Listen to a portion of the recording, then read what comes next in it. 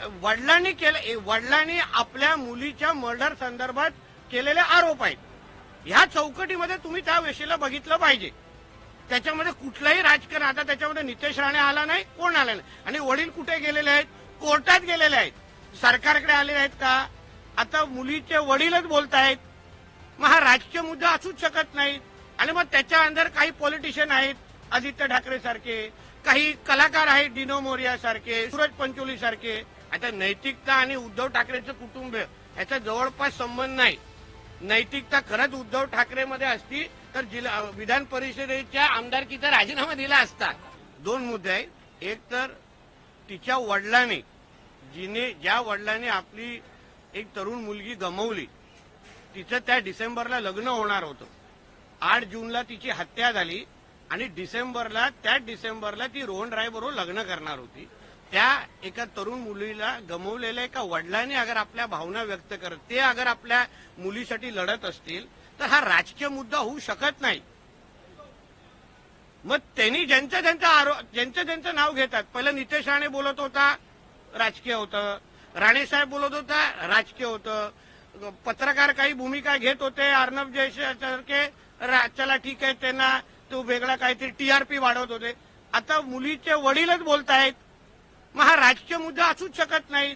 आणि मग त्याच्या अंदर काही पॉलिटिशियन आहेत, आदित्य ठाकरे सारखे, काही कलाकार आहेत, डिनो मोरिया सारखे, सूरज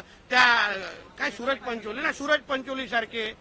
तर मग हे आता वडिलांनी आपल्या मुलीच्या मर्डर संदर्भात केलेले आरोप आहेत. ह्या चौकटीमध्ये तुम्ही त्या विषयाला बघितलं पाहिजे. त्याच्यामध्ये कुठलंही राजकारण, आता त्याच्यामध्ये नितेश राणे आला नाही, कोण आला नाही, आणि वडील कुठे गेलेले आहेत? कोर्टात गेलेले आहेत.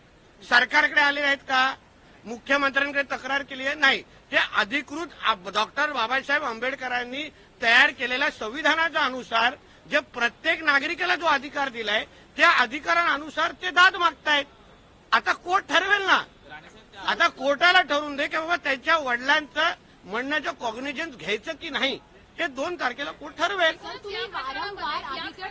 दुसरा तुम्ही काय बोलाल? येतो. राजीनामा मागणे नैतिकतेच्या विषय आलेला आहे. नैतिकतेच्या विषयावर. आता नैतिकता आणि उद्धव ठाकरेचं कुटुंब याचा जवळपास संबंध नाही. नैतिकता खरंच उद्धव ठाकरेमध्ये असती तर विधान परिषदेच्या आमदारकीचा राजीनामा दिला असता. जे त्यांनी राजीनामा देत असताना, मुख्यमंत्री राजीनामा देत असताना त्यांनी सांगितलं की मी माझ्या मुख्यमंत्र्याचा आणि आमदारकीचा राजीनामा देतोय. बेशर्मासारखा येऊन बसता तिथे. तो म्हणजे नैतिक.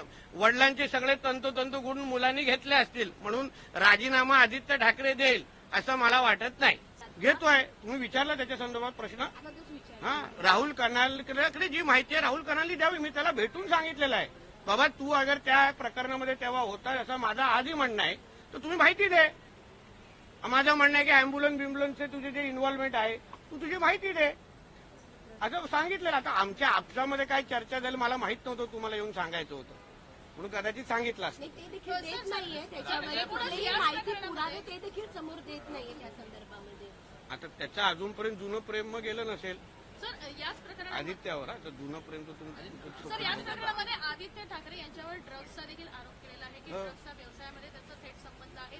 यासोबतच उद्धव ठाकरे पण तितकेच दोषी असल्याचा आरोप काल दिशा सलियान यांच्या वडिलांनी आणि वकिलांनी. तुम्ही ना हा विषय ना राजकीय सोडून टेक्निकली समजून घ्या.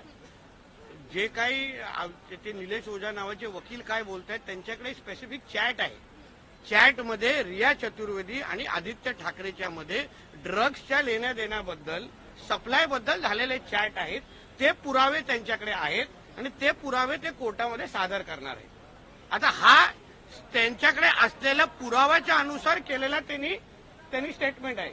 तर आता उद्या जेव्हा कोर्टामध्ये ते चॅट दाखवतील तेव्हा दूध का दूध पाणी का पाणी होऊन जाईल. आणि उद्धव ठाकरेंचा जो विषय त्यावेळी मुख्यमंत्री कोण होता? उद्धवजी ठाकरे होते. मंत्री कोण होते? त्यांच्या कॅबिनेटमध्ये मंत्री आदित्य ठाकरे होते. समजून घ्या. टेक्निकली हा विषय तुम्ही समजला म्हणून मुख्यमंत्री जबाबदार धरणार की नाही? कारण का 72 दिवसापर्यंत सीबीआयला यायला दिलं नाही, सीसीटीव्हीच्या गायब करण्यात आलं, सगळ्या विटनेसवर प्रेशर टाकण्यात आलं. ह्या सगळ्याच्या नैतिक. आता सचिन वाजेंनी किंवा परमवीर संबंधित जे पत्र लिहिलं तेव्हा त्यांनी काय लिहिलेलं पत्रामध्ये? मी मुख्यमंत्री उद्धव ठाकरेंना अवगत केलं होतं, सांगितलं होतं. म्हणजे त्याच्यामुळे उद्धव ठाकरे ते जबाबदार धरतायत.